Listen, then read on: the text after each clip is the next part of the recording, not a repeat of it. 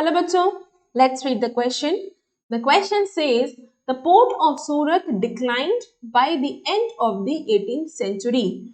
तो 18वीं शताब्दी के आते आते सूरत का पोर्ट जो है वो डिक्लाइन होने लगा था, वहां से ट्रेड अब धीरे धीरे खत्म होने लगा था. इस चीज को हमें एक्सप्लेन करना है.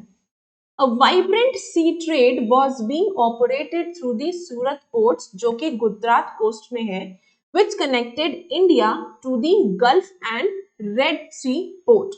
तो वो ये कह रहा है कि सूरत पोर्ट से बहुत ही जबरदस्त तरीके से ट्रेड होता था, फ्लरिशिंग ट्रेड होता था, और ये जो सूरत का पोर्ट है ये इंडिया को गल्फ और रेड सी पोर्ट से कनेक्ट करता था. By the 1750s, the network controlled by Indian merchants was breaking down. 1750 के आते तक जो नेटवर्क था इंडियन मर्चेंट्स का, जो इंडियन ट्रेडर्स का नेटवर्क था जिसके जरिए से वो ट्रेड करते थे, ये नेटवर्क उनका, ये कनेक्शन उनका धीरे धीरे टूट रहा था. क्यों? As the European companies gradually gained powers. क्यों? क्योंकि जो यूरोपियन कंट्रीज बैठी थी उनके पास धीरे धीरे वो उनकी पावर जो है, उनकी ताकत जो है वो धीरे धीरे बढ़ने लग जाती है. First, they secured a variety of concessions from the local courts. In European countries ने सबसे पहले क्या किया कि लोकल कोर्ट से कई तरह के कंसेशंस प्राप्त कर लिए. And the monopoly right to trade, और ट्रेड करने के लिए उनके पास मोनोपोली राइट भी आ गया. मोनोपोली राइट की सिर्फ उनके पास सोल राइट है कि सिर्फ वही लोग, यूरोपियन कंट्री ही यहाँ से ट्रेड करेगी और कोई कंपनी वहां से ट्रेड नहीं कर सकती.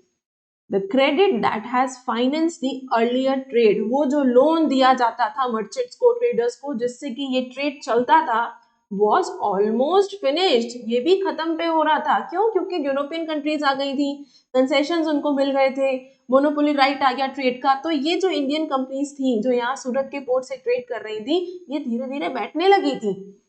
And the local bankers gradually went bankrupt. तो जो लोन दिया जाता था ट्रेड के लिए वो भी धीरे धीरे खत्म होने लगा था, और इसका नतीजा ये निकला कि बैंक्स जो हैं, जो लोकल बैंकर्स थे, वो धीरे धीरे कंगाल होने लगे.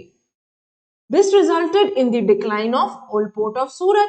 अब इसका नतीजा क्या निकला? रिजल्टेड कि भाई जो पुराना पोर्ट है सूरत का, वहां से ट्रेड होना धीरे धीरे और ज्यादा कम होने लगा.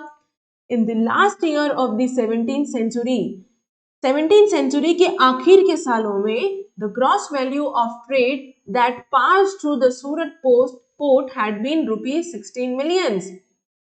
17th सेंचुरी के आखिरी के सालों में सूरत के पोर्ट से रुपीज 16 मिलियन का ट्रेड होता था, which was declined to rupees 3 million by the 1740s.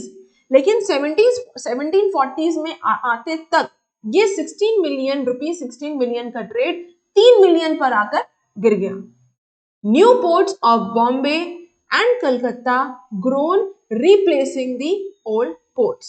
और इस तरीके से कुछ नए पोर्ट्स बन गए थे, जैसे कि बॉम्बे का पोर्ट और कलकत्ता का पोर्ट, और इन पोर्ट्स ने जो पुराने पोर्ट थे उसको, सूरत के जो पुराने पोर्ट्स थे उसको रिप्लेस कर दिया. I hope you understood the question as well as the answer. Best of luck.